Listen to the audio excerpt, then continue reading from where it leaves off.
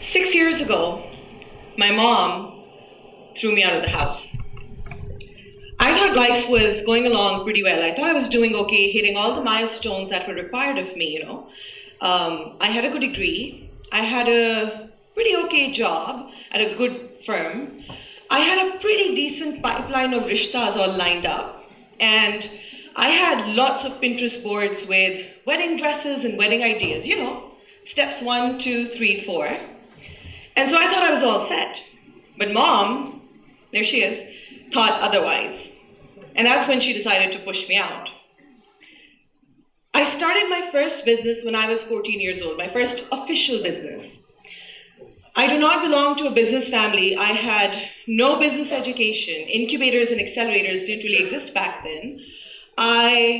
Shark Tank didn't exist. The YouTube University didn't exist. I had no idea what I was doing. Actually, if you just say I had no idea full stop, that can probably describe me at 14 pretty well. But what I did have were a multitude of ideas. I had so many ideas, I didn't know what to do with them.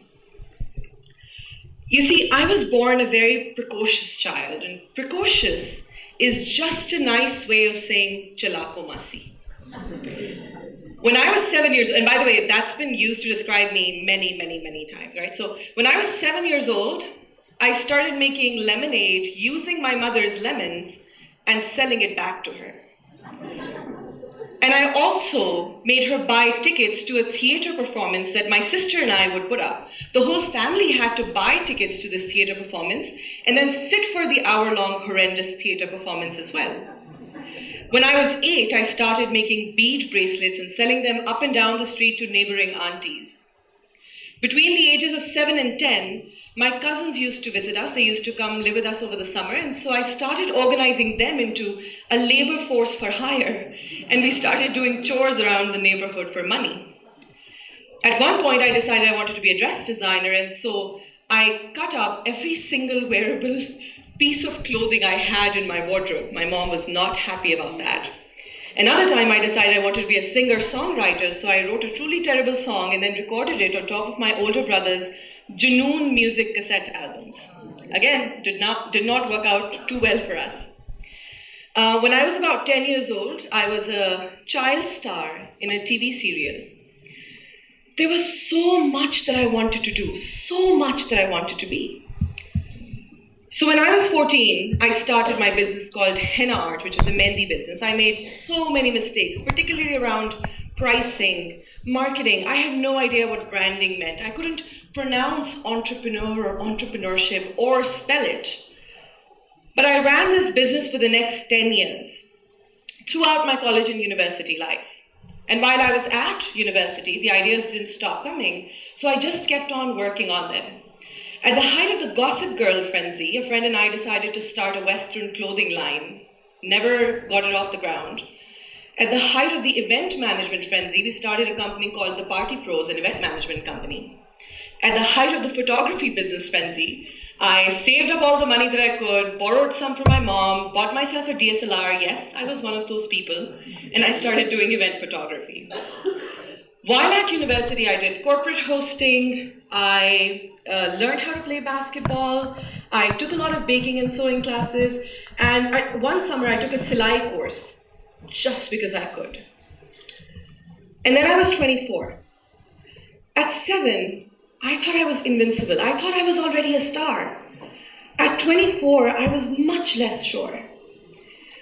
I still had ideas, but I wasn't sure what these ideas were worth anymore. I wasn't sure if they were valuable. So many of them hadn't really amounted to much. At 24, I already had a string of business failures behind me. And people around me weren't talking about ideas. People around me weren't working on ideas. People around me were making wedding plans and guest lists, and I thought that's what I had to be doing as well. I had a degree that frankly didn't matter. I had a job which I absolutely hated. I was making wedding plans without really understanding why. I had seen nothing of the world, and somewhere along the line, I had lost the will to do so. And that's when mom decided she needed to kick me out. So my mom emotionally blackmailed me into applying for the Fulbright Scholarship to the extent, yes, she did, to the extent that she would drive me to the GRE classes and sit outside for 3 hours to make sure I stayed in. And I ended up going to a college which is one of the best places in the world for anybody who has ideas. And this was one of the best things that anybody could have ever done for me, because I came back to Pakistan with a lot more renewed motivation and passion. And I started working at an organization in an Accelerator program that works with startups and entrepreneurs, helping passionate people grow and scale their businesses and their ideas. I put in a lot of long hours, I put in a lot of energy and most of my heart, and I had the time of my life. And then I had to figure out what to do next, that dreaded question. And so from where I stood at that time, I saw investors were people who could really put their money to help towards helping these passionate people really grow and scale the companies to their true potential. They could invest in ideas actually with real money. And that was worthwhile work, and that was work that I really wanted to be doing. But I couldn't figure out how, because you see, I thought investors were all people who were really good at finance and accounting, and I have always been intimidated by finance and accounting. I also thought investors were people who were independently wealthy and rich, and I was not rich.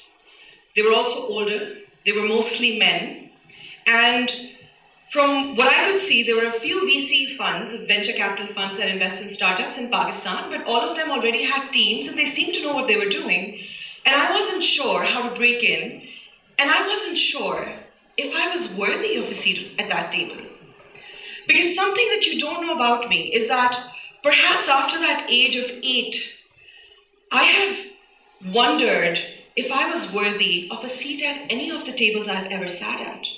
I have struggled with self-doubt, and I've wondered if I was too much, if I was too chalak, if I was too loud, or if I was too little, if I was too slow, if I needed to be doing more, if I needed to be moving faster, if I needed to be somebody else. And that's exactly what I was doing with this next step in my life as well. And then, when I didn't think I had what it took, I got an offer to become a partner at a VC fund. Not a job, not employment, a partner at a venture capital fund. Now, I'm a 30-year-old woman. I don't have a CFA or any other finance accounting degree. I am still not rich. And let's address the elephant in the room. I'm almost 9 months pregnant. And thank you, this has been hard. And I am I'm an active VC partner at a fund that is actively investing in passionate people working on their ideas in this country. My partners, my lovely partners at this venture capital fund, saw value in my achievements, in my skill set, that my own imposter syndrome was not letting me see. And I'm not alone, by the way. I'm not the only one in this room who struggled with this.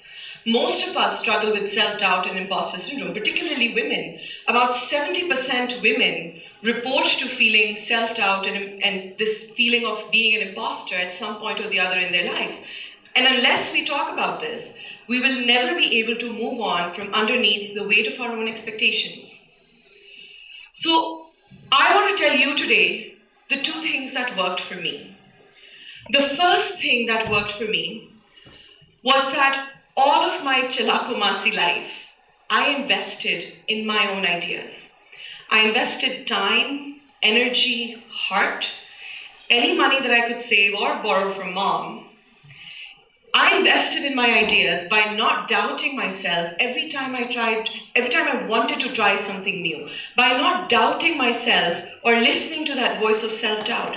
I invested in my ideas by not worrying too much about all of the ideas that came before this one that didn't really work out, all the businesses that failed, all of the art pieces that never got completed, much less turned into masterpieces.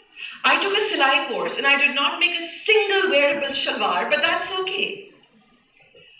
Because every single time that I was investing in my own self, I was crafting myself piece by piece. I am all the things that I've done. I am all of these experiences I've had. I am all of these people that I've been for short periods of time. Singer, songwriter, dress designer, photographer, event manager. And all of these people that I've been are what set me apart, because our society doesn't really encourage this school of thought. Our society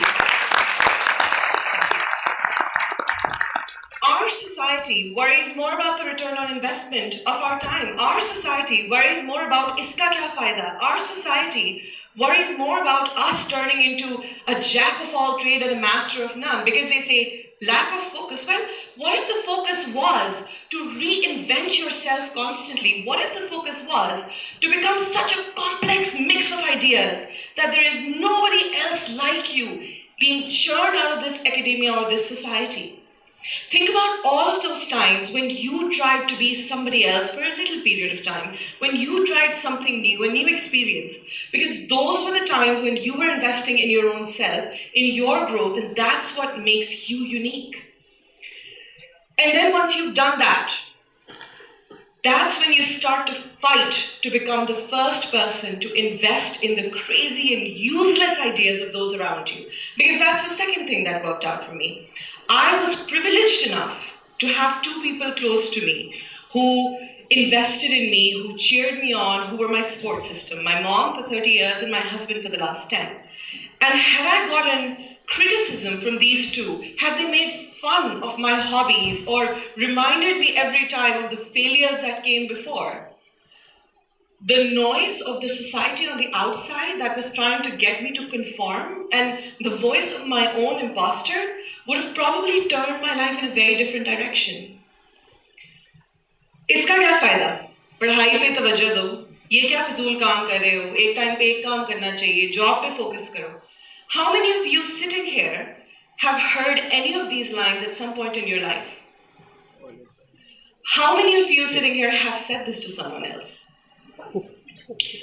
You see, we've got to stop becoming a society or being a society of log kya kahenge, because everybody's scared of hearing all of these things and scared of being made fun of. And we've got to start becoming a supportive society of people fearlessly following their ideas, following their dreams. So here's what I want you to do. 3 steps. There's 1 month left in this year. I want you to make a list tonight of every person that you have wanted to be since you were about 6 or 7 years old. Every insane idea that you've ever had, that you ever wanted to try out and didn't for any reason whatsoever. Write it down and then choose one and strategize as to how to get there by the end of this year. Is there a class that you can take, a course? Is there a new experience that you can try out? Step number 2, I want you to find yourself a sponsor. One other person who shares in the enthusiasm that you have for this idea. This one person will be the start of your tribe, the first supporter in hopefully a whole tribe of supporters that you'll find later on. And then step number 3, at the start of the next year, I want you to figure out a way to put it in front of the world. It can be online, it can be offline, maybe you can host something at your house, maybe you can put together an exhibition, maybe you can give a class to somebody else, but find a way to infect the world with your passion. There is enough time in the day. Don't be shahzadas and shahzadis. There is enough time in the day. Don't let your degree, your job, your experience, or the lack thereof hold you back from trying out something new. 5 years from now, it's not going to matter if you don't succeed at whatever it is that you try. 5 years from now, it won't matter if you fail. 5 years from now, it will matter that you didn't try it out today. And that's all I've come here to say. I want you to choose ideas that you feel passion for, and then invest passion in them without worrying too much about iska kya fayda. Because the only fayda is going to be your growth and the creation of a society that values passion and ideas. I am not a jack of all trades, master of none. I am not an imposter.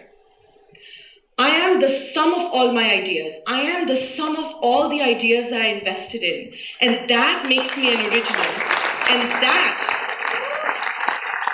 And that makes me illimitable. And so are you. Thank you so much.